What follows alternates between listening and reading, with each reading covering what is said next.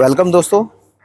आज बात करने वाले हैं हम जो अपना फुटिंग कॉलम की फुटिंग के बारे में बात करेंगे। फुटिंग कॉलम की फुटिंग में ऐसी कौन कौन सी गलतियां हैं जो अक्सर लोग करते हैं।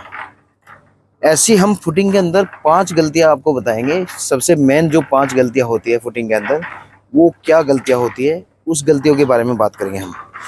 तो दोस्तों, ये जैसे आप देख रहे हैं, ये फुटिंग का जाल बना हुआ है। इस जाल के बारे में आप ये देख रहे हैं, इसमें जो सरिया बंधा है। अब हम इसमें बात करते हैं कि कहाँ कहाँ पे क्या क्या मिस्टेक होती है।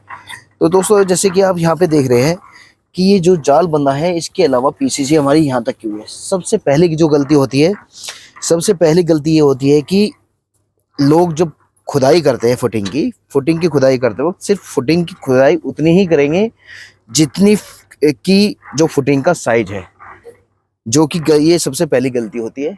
एक्चुअली क्या होता है कि जो आपकी फुटिंग का साइज है, उससे 4 इंच एक्स्ट्रा पीसीसी का साइज होता है। हमेशा फुटिंग में जो फुटिंग का साइज है, उससे 4 इंच एक्स्ट्रा पीसीसी का साइज होता है। जो ये पीसीसी आप देख रहे हो वही, तो ये 4 इंच बाहर होनी चाहिए इस फुटिंग से। तो पहली गलती तो ये है। तो इसको ध्यान रखें कि जब भी खुदाई करें फुटिंग की, वो फुटिंग के साइज से 4 इंच दोनों चारों तरफ 4-4 इंच बढ़ा के खुदाई करें, जिससे पीसीसी आ जाए। फिर दूसरी गलती ये होती है, दूसरी गलती ये करते हैं कि जो ये आप एल देख रहे हैं मोड़े भाई सरिये के अंदर, ये आप जिस चारों तरफ एल देख रहे हैं, अधिकतर कॉन्ट्रैक्टर क्या करते हैं कि ये सरिया सीधा सीधा सरिया बांध देते हैं, ये एल नहीं मोड़ते। ये एल मोड़ना बहुत ज़रूरी होता है। स्ट्रक्चर का जो पार्ट है, बहुत ज़रूरी पार्ट होता है ये एल मोड़ना।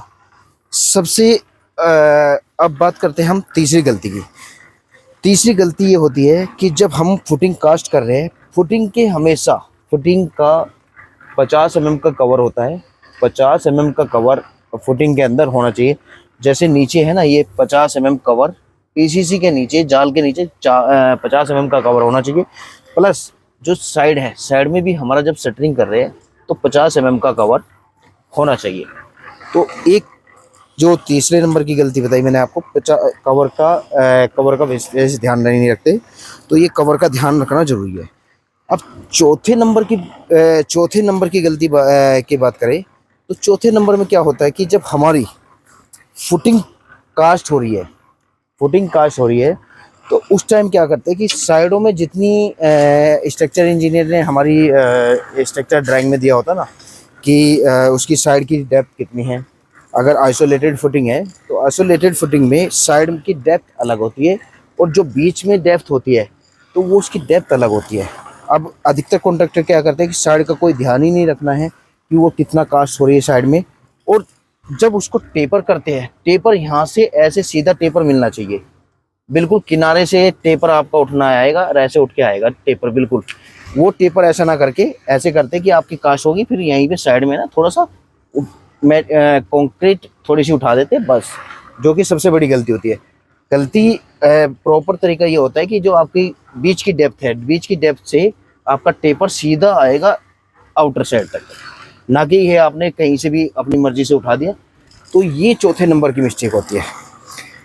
पांचवी मिस्टेक क्या होती है? पांचवी मिस्टेक होती है कि वाइब्रेटर का यूज ना करना। वाइब्रेटर का यूज हमेशा करना चाहिए। वाइब्रेटर का अगर कंक्रीट के अंदर यूज नहीं करेंगे तो कंक्रीट कास्ट करने में बहुत बड़ी मिस्टेक होगी, क्योंकि जब तक आपकी कंक्रीट